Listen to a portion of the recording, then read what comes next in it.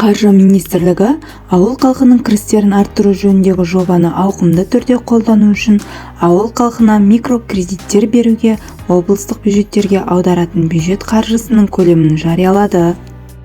Ел үкіметі ауыл аманаты аталған осы жобаға бұрын 52 миллиард 396,9 миллион теңге бөлген болатын, ал 2024 жылы бұл сома тура 100 миллиард теңгені құрап отыр.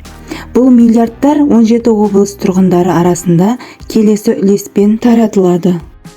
Алматы облысына 17 миллиард 599 миллион теңге, Түркістан облысына 13 миллиард 200 миллион теңге, Жамбыл облысына 13 миллиард 199 миллион теңге, Ақтөбе облысына 8 миллиард 635 миллион теңге, Батыс Қазақстан облысына 7 миллиард 919 миллион теңге, Шығыс Қазақстан облысына 7 миллиард 39 миллион теңге.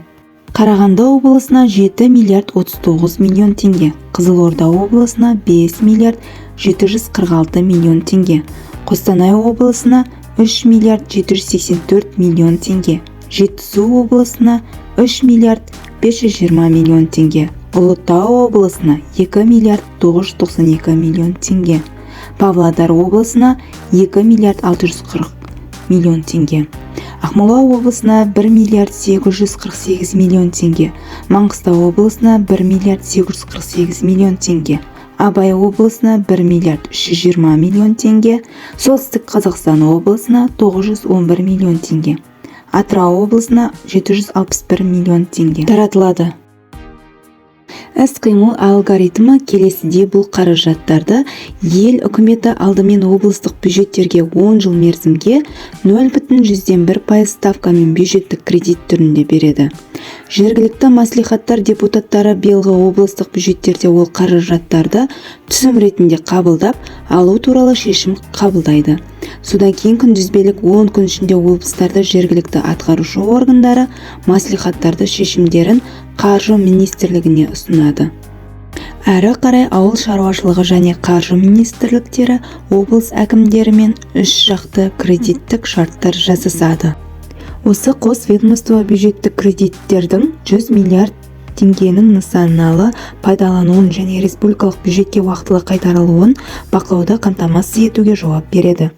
Жоба аясында ауылдық елді мекендер мен шағын қалалардың тұрғындары төл бизнесін ашуға және жұмыс істеп тұрған бизнесті кеңейтуге шағын несиелер ала алады. Сыйақының номиналды мөлшерлемесі жылдық 2,5% немесе мерзімі 5 жыл. Ең көп дегенде 7 жылдан аспайды. Кепілмен қамтамасыз ету керек. Несиенің ең жоғарғы сомасы 2,5 мың айлық есептік көрсеткіш. 2024 жылы 9 миллион 230 мың теңге. Ірі корпорацияны дамыту үшін 8 мың айлық есептік көрсеткіш. Немесе 29 миллион 536 мың теңге беріледі. Несие қаражатын үлестіретін операторлардың әр облыстың әкімдіктері тендер өткізу арқылы айқындайды деп түсіндірді Ауыл шаруашылығы министрлігі. Бұл жоба халықтың үлкен қызығушылығын тудырып отыр. Өйткені 2,5% ставкамен басқа қай жерде несие ала аласың. Бірінші жылда төлеуден басталып каникул беріледі. Ауылдағы жылжымайтын мүлік те кепіл ретінде қабылданады. Мұндай жеңілдікті шарттар бірде-бір банк пен микроқаржы ұйымында жоқ. Биыл нақты тыйымдар да енгізілуде. Атап айтқанда, арзан несиеге жеңіл автокөлік сатып алуға болмайды. Жақын туыстарының малдарын осы жоба аясында бұрын сатып алғаннан алу, шаруалағы жануарларын сондай-ақ кейін жалға беру үшін ғимараттарды, үй-жайларды сатып алуға, баспана не басқа ғимараттарды салуға бұл несие берілмейді. Ағымдағы жылы ауыл аманаты бағдарламасын жүзеге асыруға республикалық бюджеттен бөлінген 100 миллиард теңге ақшаға шамамен 17 мың шағын несие беру жоспарланған. Бұл ауылда 18 мыңнан астам жаңа жұмыс орын ашуға мүмкіндік береді деп күтілуде. Берген ақпаратым пайдалы болса, каналыма тіркеліп, лайк басып, пікір жазыңыздар. Назарларыңызға рахмет.